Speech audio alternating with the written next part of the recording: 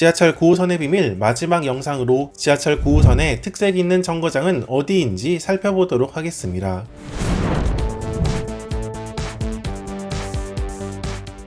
지하철 9호선에서 가장 복잡한 역 중 한 곳은 바로 고속터미널역입니다. 강남 고속버스터미널과 센트럴시티 터미널, 백화점과 지하 상가가 있어서 2022년 기준으로 고속터미널역은 하루 이용객 14만 명에 육박하는 역입니다. 또 3호선과 7호선, 9호선 3개의 노선이 교차하고 있어 환승객 역시 상당한 역입니다. 평범한 3호선, 7호선 고속터미널역 정거장과는 달리 9호선 정거장은 대합실이 크고 웅장하다는 특징이 있습니다. 높은 천장에 기둥이 없어서 탁 트인 느낌까지 받을 수 있습니다. 9호선의 대표역이어서 그런가 보다 하는 생각이 들 수 있지만 이 역의 대합실을 이렇게 만든 것은 다 그럴 만한 이유가 있었습니다. 지도로 보면 알 수 있듯이 9호선 정거장은 3호선 정거장 밑으로 정거장이 교차하고 있음을 볼 수 있습니다. 이 큰 규모의 9호선 대합실에서 불과 15cm 차이로 3호선 열차가 지나고 있습니다. 3호선 정거장 바로 위로는 고속터미널역과 연결되는 지하 상가가 있고 그 위로는 수시로 자동차와 버스가 지나다니는 신반포로가 있습니다. 9호선은 이 복잡한 신반포로와 지하 상가, 3호선이 교차한 곳 바로 아래에 정거장을 만들 수밖에 없었습니다. 물론 다른 노선 밑으로 새로운 지하철을 만든 사례는 이미 있었고 이런 경우 터널 공법을 사용해 정거장을 만드는 경우가 있습니다. 그러나 9호선 고속터미널역 정거장은 지하수 유입 문제와 집안 조건상 이런 공법으로 정거장을 만들 수 없었다고 합니다. 그래서 이 역은 두 개의 건설 공법을 한꺼번에 적용하였는데 캠 공법과 TRCM 공법이었습니다. 간단하게 설명하자면 캠 공법은 고속터미널역과 같은 연약 지반의 지하 구조물을 만드는 공법으로 대형 강관을 아치 형태로 넣어 지하 구조물을 만드는 방식입니다. 그런데 이 캠 공법을 이용하려면 공사를 하기 위한 공간이 확보되어야 한다는 문제점이 있었습니다. 그래서 TRCM 공법을 적용해 도로를 횡단하는 박스 모양의 구조물 4곳을 먼저 만들었다고 합니다. 이렇게 만들어진 구조물을 통해 캠 공법을 적용했는데 직경 2m의 강관을 밀어넣는 방식을 통해 아치형의 터널 상부 구조물을 만들었고 하부 구조물 측벽을 만들어 상하부 구조물을 연결한 다음 나머지 부분을 굴착해 넓은 터널 구조물을 완료합니다. 이곳으로 9호선 승강장과 대합실을 만든 것이 바로 지금의 9호선 고속터미널역입니다. 고속터미널역 대합실이 넓은 아치형으로 기둥 없이 큰 공간이 만들어진 것은 바로 이러한 공법이 적용되었기 때문입니다. 이렇게 TRCM 공법과 캠 공법 두 공법을 동시에 적용한 것은 이곳 9호선 고속터미널역이 세계 최초라고 하며 공사의 우수성을 인정받아 영국 토목학회 브루넬 메달을 수상하기도 했습니다.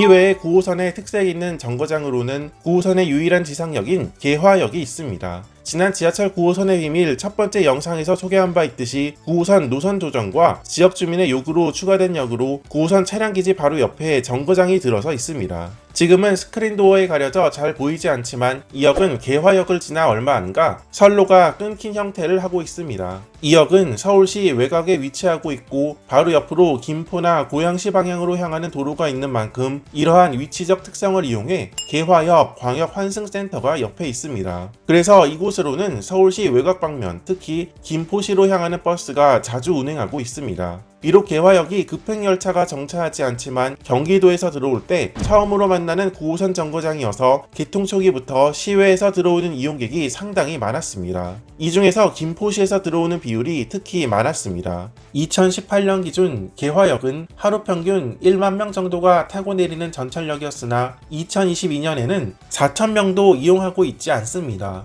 절반 이상 이용객이 뚝 떨어진 것인데 그 이유는 2019년에 개통한 김포 골드라인으로 더 이상 김포시에서 서울로 들어올 때 시내버스를 이용해 개화역에서 환승하지 않고 김포 골드라인을 통해 바로 김포공항역으로 들어오기 때문입니다. 그만큼 이 역은 서울 시내에 위치하고 있지만 김포시에서 이용하는 비율이 상당했었음을 알 수 있습니다. 9호선 정거장 중에서 디자인이 멋있는 역으로는 9호선 한성백제역이 있습니다. 이용객은 많지 않은 역이지만 주변에 올림픽공원, 몽촌토성, 한성백제박물관 등이 있기 때문인지 대합실 자체는 다른 역과 다르게 다소 화려하게 꾸민 것이 특징입니다. 다만 승강장의 경우는 다른 9호선 정거장과 비슷한 느낌입니다. 한성백제역은 8호선 몽촌토성역과 굉장히 가까운 위치에 있습니다. 한성-백제역 1번 출구와 몽촌-토성역 2번 출구와의 거리는 200여 미터밖에 되지 않습니다. 그렇지만 이 두 역은 환승역이 아닌 별개의 역인데 사실 8호선과 9호선은 이미 석촌역에서 환승이 되기 때문에 이 역은 환승역으로 선정되지 않은 것으로 보입니다. 9호선은 정거장을 만들 때부터 기존 지하철 정거장과의 차별화를 보였습니다. 그래서 전체적인 정거장 분위기와 안내시설물, 역명판 등의 디자인이 많이 달라졌습니다. 다만 이와는 별개로 눈에 잘 들어오지 않거나 복잡한 전철역 구조에 비해 안내시설이 그다지 친절하지 않다는 문제도 있었습니다. 어쨌든 9호선 개통 이후부터 만들어진 다른 도시철도 노선들 역시 9호선과 유사한 디자인으로 적용되었고 기존 지하철역의 안내시설물 역시 비슷한 느낌으로 변경되고 있는 추세입니다. 이렇게 지하철 9호선 고속터미널역을 비롯해 특징 있는 정거장을 살펴보았습니다. 이어서 9호선 차량의 특징과 지하철 9호선은 하루 몇 명 이용하는지 살펴보도록 하겠습니다.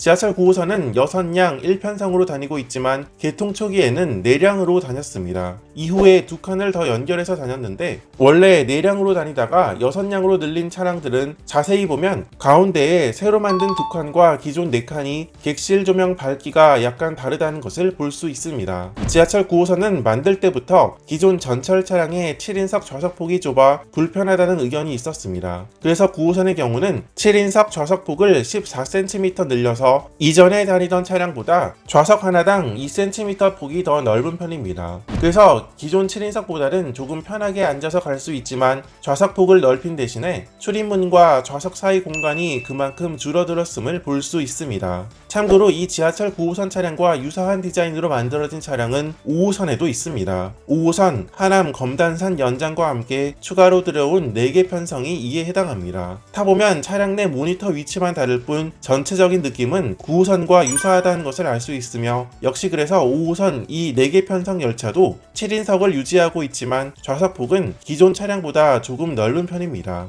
최근에는 좌석폭을 넓히기 위해 좌석을 아예 하나 빼고 6인석으로 만드는 것이 일반적인 형태입니다.